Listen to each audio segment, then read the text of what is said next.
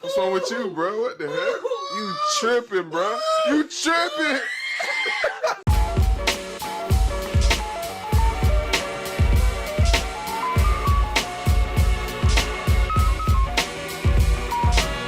Drop a needle into your urethra and listen to me. I want you to imagine this. You just got off a long and tiring shift from work. It's 10 p.m., you get home, and you're feeling a little tired, but not enough to fall asleep right away. So you decide to hop on some games in the meanwhile.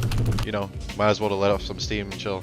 You hop onto any one of the games that you play, and you go into a casual game for whatever you're playing, and boom! You go 0-13 against a guy whose KD is 30-8. This video is a mix about Tryhards and Smurfs in games. So mainly I'll be talking about games like CS2, Valorant, etc. Since those games are usually the ones where these players lurk. At the end of the day, it's obviously a skill gap because if it wasn't, then there'd be no need to talk about this. But regardless, there's still always going to be someone out there who's just better than you. So this rant still applies.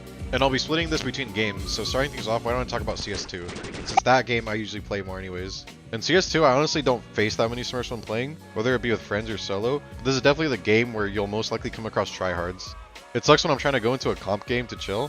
Not Premier, but comp, since the actual casual mode is filled with hella people in the lobby, so it's kind of annoying. That, and I'd rather just play a normal 5v5 without it actually counting towards a rank. So you'd expect in Premier, you know, the mode where the rank is your placement overall in the game, is where you'd want to go all out. But nope, there's just some people who want to take that energy and put it into comp. To be honest, I don't know if anyone else feels this way about CS2, but to me comp is casual, and Premier is comp, you know?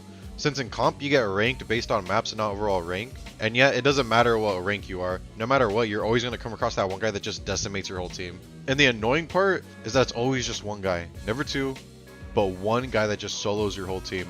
Like, I'm gonna just be chilling with my Nova or XM just fucking around, and some guy just does a millisecond peek and bink, instant one tap to my dome. And it'll always feel like you're fighting or dying to that person, because you are. That person is single-handedly taking out at least 3 people every round, and it is such a pain in the ass. It feels like you're being hunted down by John Wick because you came in his drink that one time you pulled up to Burger King. Like, I'm trying to describe what exactly it's like to go against Tryhards in CS2, but it's really difficult off the top of my head. It's one of those things where if you're playing the game and it's happening in the moment, then I can go on for hours, but once I'm off, I don't feel that infernal rage anymore. One way I can describe how it's like going up against Tryhards is it feels like your opponent is almost cheating. And well, half the time that's true for CS2 at least. Valve's VAC ban system is so shit, half your games will be against cheaters. And I'm not trolling when I say this, but Valve's shitty VAC ban system has actually helped train me on spotting cheaters. Like back then, when I'd come across a cheater, I'd think that they were just like a god tier player. Even when teammates would point it out, I'd give them the benefit of the doubt and still assume that it's just a really good player.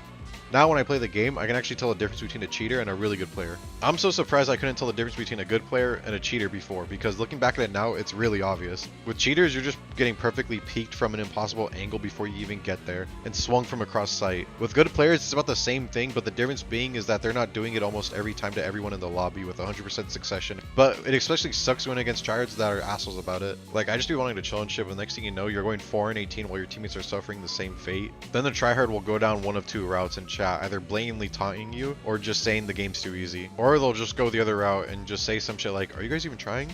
And I thought this would be harder. That second one reminds me of some shit I experienced on Pokemon Showdown once, where I fought a Tryhard on Anything Goes, and the entire time he's narrating his moves and talking like he's in the anime. Granted, this happened back when I was 16, but that shit was mad annoying, bruh, and childish. Like, this guy was definitely just some, like, 28-year-old Redditor whose only happiness he ever got from life was shitting on newcomers in Pokemon Showdown. Well, either that, or I just got decimated by some 10-year-old who was just really good at the game. But either way, that shit was mad annoying, making me wait minutes on end while he typed out shit in the chat box just to narrate themselves. But back to CS2. At the very least, I can say that most of the time when you come across Tryhards, they aren't assholes about it, and will most likely keep silent the whole time. But other times, like I said, it's just them being sarcastic assholes, or it's their teammates being the assholes, while they're going 3-17 by round 15 since their carry is killing all of us before we even get to them. Like I said though, thankfully that isn't the case most of the time. A lot of people like to say negative stuff about the CS community, but all that toxicity you face online is probably just because you got shit trust factor. If you don't know what that means, then I'll explain it real quick. Basically, depending on how you act in the game and on chat, like how often you kill a teammate or insult people in chat, along with how much you get reported, will go into a trust factor thing, and it'll basically decide what kind of lobbies you get into. The better you act in game, the nicer and chill lobbies you'll get into. But the shittier you act, the more likely you'll be placed in lobbies with other assholes. So if you're getting consistent lobbies with assholes, then that's most likely on you. Now, with that out of the way, let's move on to Valorant. Before I get into it, I just want to say, I have a bias for CS2 over Valorant. and I don't play Valorant as often as I did back then. I think CS2 is a better game than Valorant, and I don't like how Val tries to teach you how to like only tap when you shoot. So when you fire, you only shoot one bullet, wait a second, and then shoot again. Since the spray is random after this first couple of bullets, I think that's dog shit, and the gameplay overall is slower. Plus with different abilities for each character, it makes certain players better than others. Even with nerfs and debuffs, like, you'll know when you're most likely going to come across a Smurf because they'll 90% of the time insta-lock Reyna since she's an annoying character whose abilities only benefit herself, aka a selfish bitch. I don't care if we're the same race. Use a bitch, Reyna! With CS2, it doesn't have that problem of being unbalanced because everyone has access to the same things, making it more skill-based. And I prefer having a predetermined spray since it encourages you to learn and adapt to the tools that you have access to. Now, it's rare that I play Val, but when I do, whether it's in a casual or comp, nothing has changed with its smurfing problem. I recently went back and played it with 2 friends. We played 2 games, and by the second game, we got a Smurf on a low-level account, fighting in bronze lobbies since my rank was fully reset, and the last time I played was right before an episode ended. Keep in mind, I played from the end of episode 4 and went from bronze 3 to plat 2 by the end of episode 5. Then I played like 5 games in episode 7 and didn't bother to keep playing after that. But I mentioned that to say that I'm not a great player, but decent enough to carry myself in silver and gold lobbies when I'm not going against Smurfs. But back to what I was saying before. We played a casual game and went against some Smurf in a bronze lobby who was just wiping the floor with everybody. As usual with the same criteria of everybody but the Smurf being just under 10 kills in the entire match. When I go up against a Valorant Smurf, I can only imagine just how much of a sweaty, fat, hairy, ponytail, triple chinned, greasy, smelly, limp dick, soy boy, no life, incel, redditor, egotistical, bitchless, homunculus of a person your average Valorant Smurf is. Like, how is it that you're so ass in your own rank that you have to make an alt account just to feel good about yourself by shitting on players of lower ranks? It was what I hated so much about this game back when I was playing it. It felt like I was always getting paired against Smurfs every rank up game and having to fight these uphill battles. It makes ranking up in the game a pain in the ass for new players. These assholes lurk in silver and gold lobbies mostly, and in platinum it goes either way.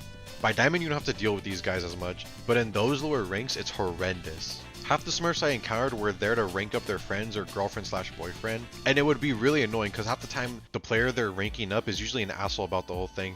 But at least with that, there's a reason. When it's a solo queuing Smurf, that's when you lose all respect from me because why the fuck are you solo queuing as a Smurf in silver lobbies? Like, go get a fucking life, touch some grass and get some puss or dick or whatever the fuck you're lacking of. I don't judge. Besides, if you're ranking up a friend in lower ranks because your friend is having trouble with the Smurfs, then you're just contributing to the problem, and I wish Riot Games could do something more about this. Since giving people more RR for the better they perform is really inconsistent. I could get lucky and put into a game with no Smurfs and pop off like I never have before, only to get 23 RR at most. Like, come on Riot Games. You piece of shit game client that makes it impossible to delete off your fucking PC. And that bullshit where you gotta restart your whole fucking setup if you close Vanguard. Like, now, it isn't a problem for me. But back then when it took 30 minutes to restart and boot up my PC, it was the biggest fucking pain in the ass. Fuck Valorant.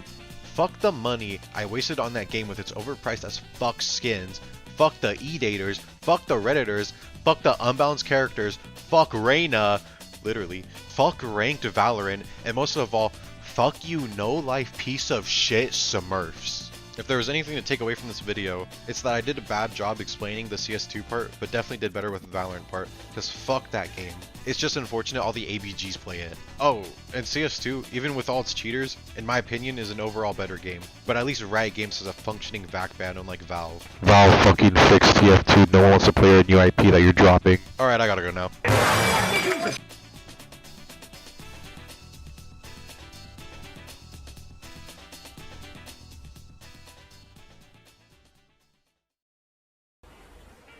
I can't fucking compete! I just can't fucking compete! Can you get the fuck out of my face?